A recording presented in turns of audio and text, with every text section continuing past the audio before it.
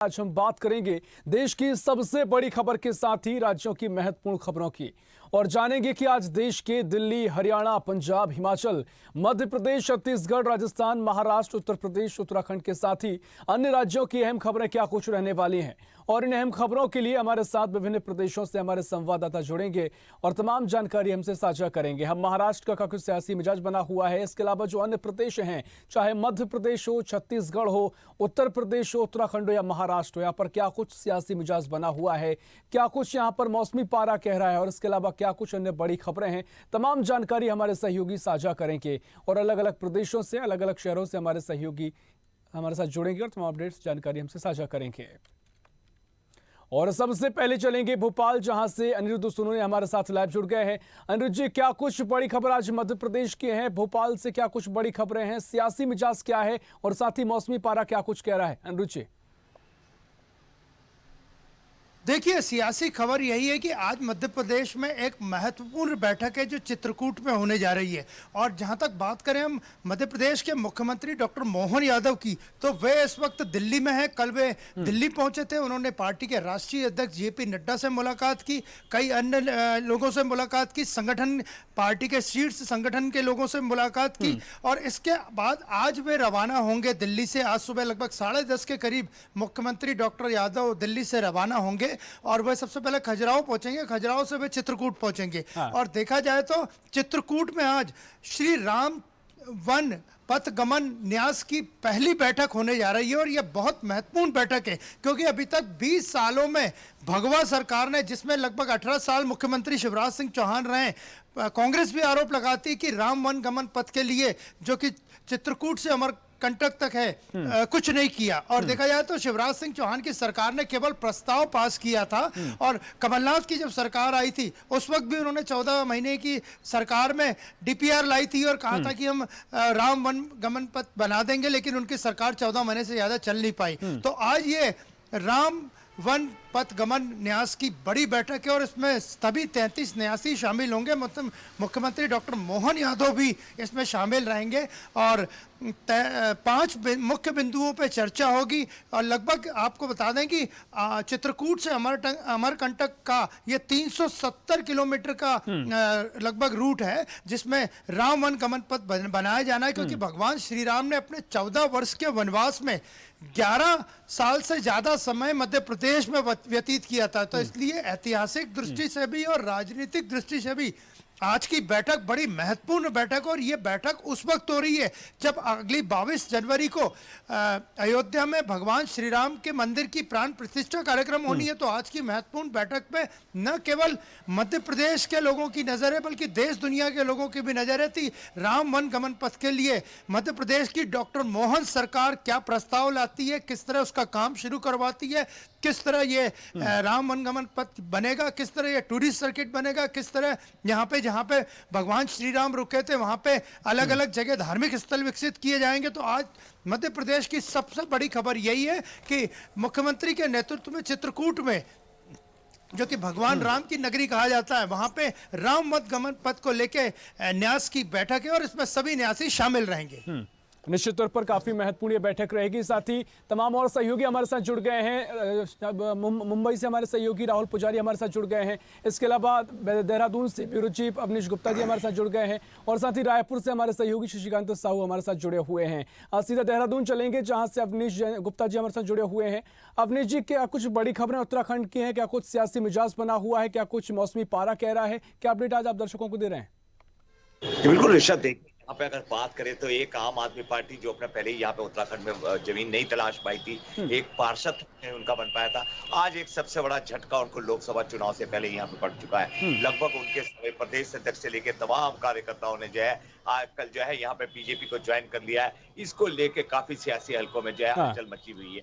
यहाँ पर जो है देखने वाली बात यह है कि जिस तरीके से यहाँ पे कांग्रेस थी वो आरोप लगा रही थी बार बार कि यहाँ पे जो है पार्टी अपने जो लोग है कार्यकर्ता हो उनको खरीद फरोख्त करती है, उसको लेके अब यहाँ पे घमासान छिपता हुआ नजर आ रहा है। और जो भाजपा है उनके चेहरे यहाँ पे खिले हुए नजर आ रहे हैं। लगभग 1200 से ऊपर जो कार्यकर्ता तमाम अधिकारी हैं उन्होंने यहाँ पे भाजपा का जो है दामन थामा, उसको लेके अब जो है प्रदेश अध्यक्ष जो भाजपा के हैं महेंद्र, उनका कहना था कि जो भाजपा की नीति है और जो यहाँ पे जिस तरीके से विकास कार्य हो रहे हैं उससे आम जनमानस के साथ साथ तमाम लोग चाहे वो किसी भी पार्टी के हो वो भाजपा को जो है यहाँ पे पसंद कर रहे हैं। और इस बार जो है जिस तरीके से यहाँ पे जो है बात कर रही है कि पांचों लोकसभा की, वो पांचों लोकसभा जो है भाजपा जीतेगी, इस प्रकार का दावा यहाँ पे चल रहा है। वहीं दूसरी ओर जो कांग्रेस है उनकी जो प्रभारी बनी है शैलजा कुमारी, वो कल उनका दौरा था यहाँ पे, उसको लेकर यहाँ पे उनका भव्य स्वागत किया गया है और कहीं ना कहीं पार्टी के जो है वो नई जान फूंकने की यहाँ पे कवायद चल रही है। जी ऋषभ। निश्चित तौर पर, लेकिन लोकसभा चुनाव लगातार नजदीक आते जा रहा है, जो 2-3 महीने का समय बाकी है और ऐसे में स्पष्ट भी हो जाएगा क्या कुछ तारीख चुनाव की रहेंगी, मतदान की रहेंगी। लेकिन इसको लेकर अब जो विपक्षी गठबंधन का सीट शेयरिंग का फॉर्मूला भी लगातार देखने को मिल रहा है, तो ऐसे में कांग्रेस फिलहाल कहाँ दिखाई उत्तराखंड में दे रही है? जो लोकसभा चुनाव में तैयारियां है, बीजेपी स्पष्ट रूप से आगे बढ़ रही है, धार्मिक मुद्दे पर भी आगे बढ़ रही है, जो कि जिस राजनीति जो करती आई है बीजेपी उसी रूट पे आगे बढ़ रही है, लेकिन कांग्रेस का रुख अभी क्या दिखाई दे रहा है? कोई स्पष्टता नजर आ रही है? देखिए यहाँ पे अगर बात करें जिस तरीके से चुनावी मोड की बात करें, क्योंकि अभी महज 2-3 महीने ही बचे हैं, कभी भी आचार संहिता लग सकती है, उसके लिए सूचना जारी हो सकती है। भाजपा जो है वो पूरी तरीके से यहाँ पे पूरी तैयारी से है और निश्चिंत होकर बैठी है। उनका कहना था कि हमारी जो तैयारियां है वो पूरी हो चुकी है और इस बार जो वोटर है वो 75% से ज्यादा जो है वो भाजपा के पक्ष में पड़ेगा मतदान। उसको लेके यहाँ पे उन्होंने जो है प्रभारी भी नियुक्त कर दिया है। टिहरी लोकसभा के लिए उन्होंने जो है यहाँ पे धन सिंह रावत को बना दिया है प्रभारी, और जो कुमाऊं की 2 सीटें हैं उनके लिए जो है उन्होंने यहाँ पे सौरभ बोगड़ा को प्रभारी बना दिया गया है और टिहरी के लिए देहरादून केंद्र बनाया गया, कुमाऊं के लिए जो है हल्द्वानी को केंद्र बना दिया गया। उनकी तैयारी पूरी तरीके से। वहीं अगर बात विपक्ष की करें, विपक्ष जो है यहाँ कहीं ना कहीं अभी दिखाई नहीं पड़ रहा है। हालांकि उनके यहाँ अभी छुटपुट जो है यहाँ पे कार्यक्रम हो रहे हैं, परंतु लोकसभा की जहां तक बात करें, लोकसभा की तैयारियों को लेकर उनके यहाँ भी कोई नहीं है। हालांकि पहले जो बात की गई थी, जिस तरीके से इंडिया की बात की गई थी कि तमाम जो पार्टियां हैं वो एकजुट होकर जो चुनाव लड़ेगी, परंतु यहाँ पर अगर बात उत्तराखंड की करें तो उत्तराखंड में इस तरीके की कोई सरगर्मी अभी दिखाई नहीं दे रही है। जी ऋषभ। निश्चित तौर पर आगे आपसे और भी जानकारी लेंगे। इसी बीच सीधा चलेंगे मुंबई, जहां हमारे सहयोगी राहुल पुजारी हमारे साथ लाइव जुड़े हुए हैं। राहुल, क्या कुछ बड़ी खबरें आज मुंबई से हैं, महाराष्ट्र से हैं? सबसे पहले मैं चाहूंगा सियासी घटनाक्रम क्या कुछ देखने को मिल रहा है, उसको लेकर जानकारी दें।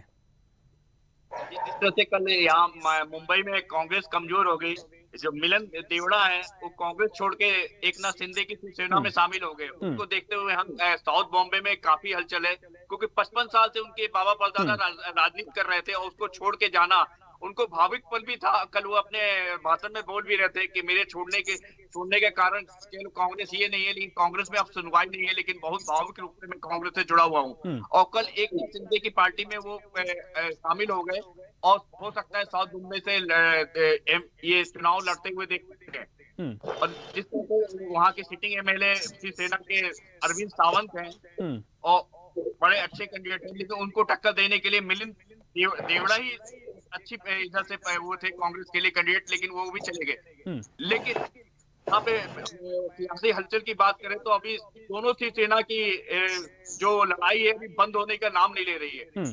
कल उद्धव ठाकरे की शिवसेना सुप्रीम कोर्ट पहुंच गई राहुल नावेकर को लेकर, जो स्पीकर हैं, कि उन्होंने जो अयोग्यता घोषित नहीं की 16 एमएलए और एकनाथ शिंदे को, उसको लेके वो पहुंच गए। दूसरी तरफ एकनाथ शिंदे की शिवसेना वो हाईकोर्ट, मुंबई हाईकोर्ट पहुंच गई कि ये उद्धव ठाकरे की शिवसेना के अयोग्य घोषित किया जाए। ये दोनों का टकराव बंद होने का नाम नहीं ले रहा ऋषभ, और ये टकराव शायद इलेक्शन तक चलता रहेगा, क्योंकि किसी को फायदा उठाना है इलेक्शन में 2024 के इलेक्शन में।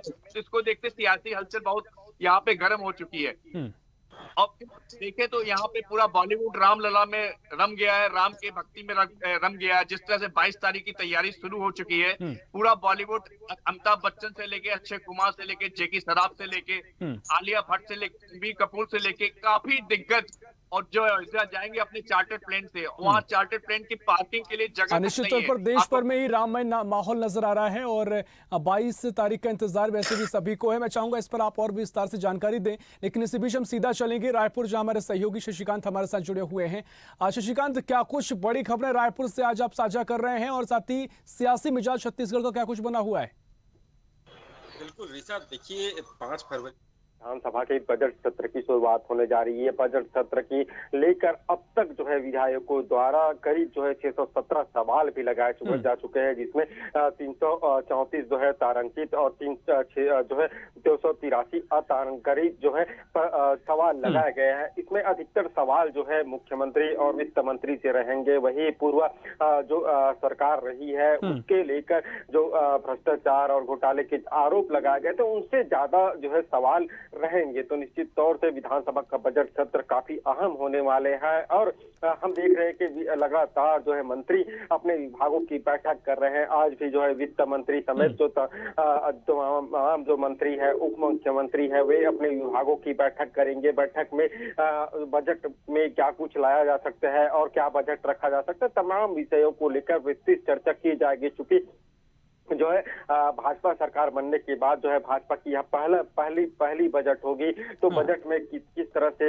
कितना बजट पेश किया जाए, अनुमान लगाया जाए कि अब तक के सबसे ज्यादा जो है राशि की बजट इस बार जो है पेश किया जाएगा। तो इसको लेकर विस्तृत चर्चा की जा रही है। वही लोकसभा चुनाव की बात की जाए तो लोकसभा चुनाव में लगातार बिल्कुल देखिए श्रीकांत, मैं चाहूंगा जिस तरीके से आपने बजट का जिक्र किया, जिस तरीके से घोषणा पत्र रहा, तमाम कवायद नई सरकार ने शुरू की, तो ये माना जा सकता है घोषणा पत्र के जो काम है लगभग उनको आगे बढ़ाने को लेकर ये बजट रहेगा और इसके अलावा कुछ अन्य चीजें भी अलग से देखने को मिल सकती हैं।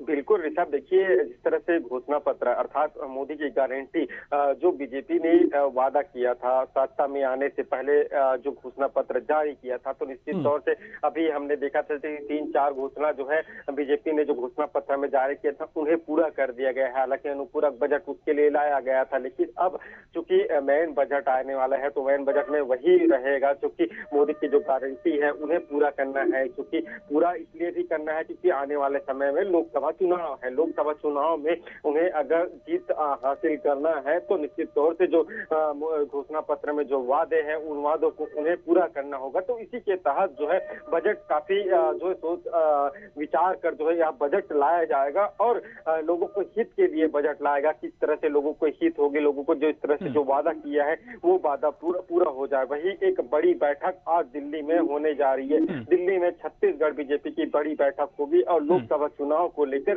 जो रणनीति तैयार की जाएगी और आगामी जो है कार्य योजना भी इसको लेकर तैयार की जाएगी।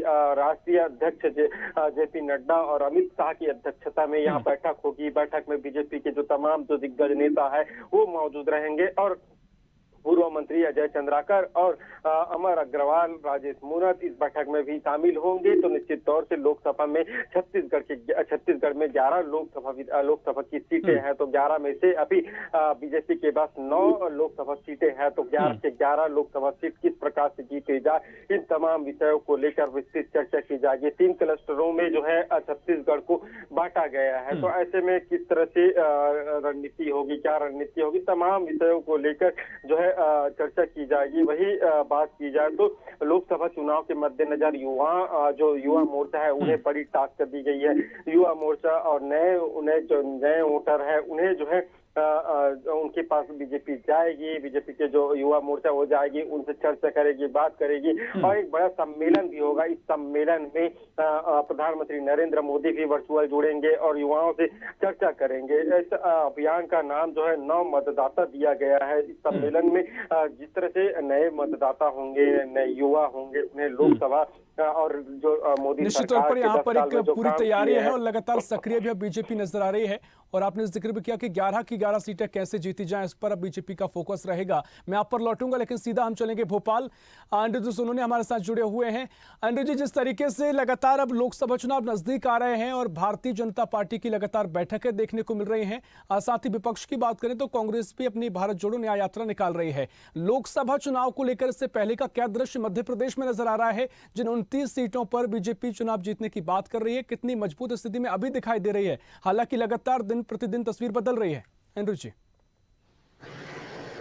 देखिए, आगामी लोकसभा चुनाव की बात करें तो भारतीय जनता पार्टी और कांग्रेस पार्टी दोनों इस वक्त लोकसभा चुनाव की तैयारियों में लग गई है। हालांकि भारतीय जनता पार्टी 22 तारीख तक धार्मिक और राजनीतिक दोनों रंगों में नजर आ रही है, क्योंकि 22 तारीख को अयोध्या में बहुत बड़ा प्राण प्रतिष्ठा समारोह है। श्री राम मंदिर की स्थापना का प्राण प्रतिष्ठा समारोह है, श्री राम मंदिर का, और मूर्ति की प्राण प्रतिष्ठा होनी है भगवान राम की। तो भारतीय जनता पार्टी सियासी और राजनीतिक दोनों तरह से इस मौके का फायदा उठाना चाहती है। और देखा जाए कांग्रेस की, तो कांग्रेस के जो अध्यक्ष हैं, प्रदेश अध्यक्ष जीतू पटवारी, वे लगातार संगठन की बैठकें ले रहे हैं और बैठकों के साथ वो भारत जो राहुल गांधी की भारत जोड़ो न्याय यात्रा है उसकी तैयारियों में भी लगे हैं, क्योंकि ये यात्रा कई संभागों से गुजरेगी और मुरैना से ये यात्रा मध्य प्रदेश में प्रवेश करेगी। और जहां तक बात करें लोकसभा चुनाव की, तो भारतीय जनता पार्टी ने 11 जनवरी को विधानसभा प्रभारियों की बैठक ली है। इसमें आगामी लोकसभा चुनाव पे पार्टी ने बूथ स्तर पे पार्टी को मजबूत करने का संकल्प लिया है और लोकसभा के प्रभारी भी बनाए जाएंगे, क्योंकि पिछले विधानसभा चुनाव में भारतीय जनता पार्टी की मध्य प्रदेश यूनिट ने 65,000 से ज्यादा बूथों पे जो माइक्रो मैनेजमेंट किया और जो जबरदस्त पार्टी का बूथ मैनेजमेंट था, उसने पार्टी को 166 सीटें 230 में से दिलवाई। तो आगामी लोकसभा चुनाव में भी पार्टी बूथों पे माइक्रो मैनेजमेंट करने जा रही है और केंद्रीय गृह मंत्री अमित शाह की रणनीति पे ही अगला लोकसभा चुनाव 2024 का लोकसभा चुनाव पार्टी लड़ेगी। और जिस तरह से केंद्रीय संगठन, केंद्रीय नेतृत्व और केंद्रीय गृह मंत्री अमित शाह दिल्ली से निर्देश देंगे, उसी के आधार पर पार्टी मध्य प्रदेश में 29 लोकसभा सीटों पर लोकसभा चुनाव लड़ेगी। और इसके साथ ही एक नई खबर आपको हम बता दें कि पार्टी का शीर्ष संगठन और भारतीय जनता पार्टी का थिंक टैंक आरएसएस विचार कर रहा है कि छिंदवाड़ा लोकसभा सीट से, जो कि हमेशा कांग्रेस जीतती हुई आई है, वहां से पूर्व मुख्यमंत्री शिवराज सिंह चौहान को पार्टी उम्मीदवार लोकसभा में बना सकती है। तो इस पर अभी बड़ा मंथन चल रहा है। हालांकि यह अभी प्रारंभिक जानकारी है कि शिवराज सिंह चौहान छिंदवाड़ा से लोकसभा चुनाव लड़ेंगे या नहीं, लेकिन भारतीय जनता पार्टी के दिल्ली के सूत्र बताते हैं कि पार्टी विचार कर सकती है कि छिंदवाड़ा लोकसभा सीट से पूर्व मुख्यमंत्री शिवराज सिंह चौहान को लोकसभा का उम्मीदवार भारतीय जनता पार्टी बना सकती है। तो यह बड़ा अपडेट है। और जहां तक बात करें दोनों की, तो दोनों ही दल लोकसभा चुनाव की तैयारी में मध्य प्रदेश में लगे हुए हैं। निश्चित तौर पर तैयारी को लेकर तो तस्वीर साफ है, लेकिन भोपाल में मौसम कितना साफ दिखाई दे रहा है इंद्र जी? देखिए, पिछले कुछ दिनों से 2 या 3 रोज से भोपाल में और आसपास के इलाकों में ठंड में थोड़ी सी कमी आई है। कोहरे की बात करें तो कोहरा सुबह 8 बजे के लगभग रहता है, इसके बाद छट जाता है। और मौसम विभाग के मुताबिक अगर हम बात करें तो भोपाल सहित पूरे मध्य प्रदेश में अभी 2 दिनों तक और ठंड में थोड़ी सी कमी रहेगी। लेकिन आज से चूंकि एक नया वेस्टर्न डिस्टर्बेंस मध्य प्रदेश में सक्रिय हो गया है, तो उसके कारण मंगलवार से यानी कल से ठंड में थोड़ी सी बढ़ोतरी हो सकती है। और मौसम विभाग ने कल यानी मंगलवार को ग्वालियर चंबल संभाग के और बुंदेलखंड के इलाके के 10 जिलों में कोहरे का येलो अलर्ट जारी किया है। यानी 18 तारीख के बाद से फिर मध्य प्रदेश में ठंड बढ़ सकती है, ऐसा मौसम विभाग का अनुमान है। और आज से मध्य प्रदेश में एक नया वेस्टर्न डिस्टर्बेंस सक्रिय हो गया है। हालांकि उत्तर भारत से जो ठंडी हवाएं आ रही हैं, उनकी गति थोड़ी धीमी होने से मध्य प्रदेश में, भोपाल से संपूर्ण मध्य प्रदेश में ठंड में थोड़ी सी कमी जरूर आई है। तौर पर ठंड में थोड़ी सी कमी यहाँ पर देखने को मिली है। सीधा उत्तराखंड चलेंगे, जहां देहरादून से अवनीश जी हमारे साथ जुड़े हुए हैं। अवनीश जी, आपके पीछे भी जो तस्वीर में देख पा रहा हूँ, मौसम आज साफ नजर आ रहा है। क्या कोहरा फिलहाल है या फिर किसी तरह की मौसम को लेकर क्या अपडेट है अवनीश जी? जी बिल्कुल ऋषभ, देखिए यहाँ पे अभी जो है पिछले 1-2 दिन से जो है मौसम का जो जिस तरीके से देखा जाए बात बढ़त हो रही थी, ठंड बढ़ रही थी, शीतलहर चल रही थी, उसमें आज की जो बात करें तो उसमें थोड़ी सी कमी देखने को मिल रही है। जो कोहरा था वो भी यहाँ पे नहीं है, आसमान बिल्कुल साफ है, चटक धूप खिल रही है। परंतु सुबह और शाम की अगर बात करें तो अभी उसमें ठंड का असर यहाँ पे देखने को मिलता है। जी ऋषभ, आज बिल्कुल यहाँ पर भी ठंड का असर अभी देखने को मिल रहा है। सीधा मुंबई चलेंगे, जहां राहुल हमारे साथ जुड़े हुए हैं। राहुल, मौसम को लेकर क्या कुछ जानकारी है? और जिस तरीके से आप जिक्र कर रहे थे कि बॉलीवुड भी राममय हो गया है, मैं चाहूंगा उस खबर को आगे बढ़ाएं। जी, मैं ऋषभ बता रहा था कि पूरा बॉलीवुड, जितने भी छोटे से बड़े कलाकार जो जा पा रहे हैं, वो भी, जिनको निमंत्रण मिला है उनको भी, और जिनको निमंत्रण नहीं मिला है उनको भी, वो पूरी तरह राममय में रम गए हैं। ऐसा लग रहा है कि अयोध्या 14 साल का वनवास जब श्री राम का त्रेता युग में खत्म हुआ था, 500 साल बाद जब यहाँ का जो वनवास खत्म होने वाला है और सब राम का इंतजार कर रहे हैं, प्राण प्रतिष्ठा का इंतजार कर रहे हैं 22 तारीख का, तो जे बॉलीवुड के काफी लोगों को निमंत्रण मिला है, जो पूरा बॉलीवुड का जमावड़ा रहेगा अयोध्या में। एक तरह से आप देखिए, अमिताभ बच्चन से लेके अक्षय कुमार से लेके आलिया भट्ट से लेके रणवीर कपूर से लेके जेकी श्रॉफ, कितने नाम है जो गिनवाते उंगलियों पे थक जाऊंगा, लेकिन सभी को न्योता मिला और सभी जाने के लिए उत्साहित है और सभी की तैयारियां शुरू हो चुकी हैं और पूरी लोग तैयार है। और जिनसे पूछा जा रहा है, कह रहा है ये मौका हम कभी नहीं छोड़ेंगे, हमारे जीवन में ये मौका मिला है राम लला के दर्शन करने के लिए, और ये बहुत सौभाग्यशाली लोगों को मिलता करता है। तो अयोध्या जाने के लिए पूरा महाराष्ट्र ही लालायित थे, लेकिन पूरे लोग जा नहीं पाएंगे, लेकिन बॉलीवुड पूरा जमावड़ा वहां पे रहेगा। और 22 तारीख के बाद महाराष्ट्र से भी निश्चित तौर पर पूरा देश राममय हो गया है और सभी को 22 जनवरी को इंतजार है। तमाम खबरें थी तमाम राज्यों से। मैं चाहूंगा आप सभी का बहुत बहुत धन्यवाद तमाम जानकारी हमसे साझा करने के लिए। अनुज जी आपका बहुत शुक्रिया, अवनीश जी आपका बहुत शुक्रिया, शशिकांत आपका बहुत शुक्रिया और राहुल आपका बहुत शुक्रिया। तो ये तमाम खबरें थी जिसमें सियासी मिजाज की खबरें थी, साथ ही मौसमी पारा भी यहाँ पर कई राज्यों में अलग अलग देखने को मिला है, क्योंकि सर्दी थोड़ी कम जरूर हुई है, लेकिन संभावनाएं हैं कि आगे एक बार फिर सर्दी बढ़ सकती है। फिलहाल के लिए इतना ही। देश प्रदेश की और भी खबरों के लिए देखते रहिए स्वदेश न्यूज, सबसे पहले देश।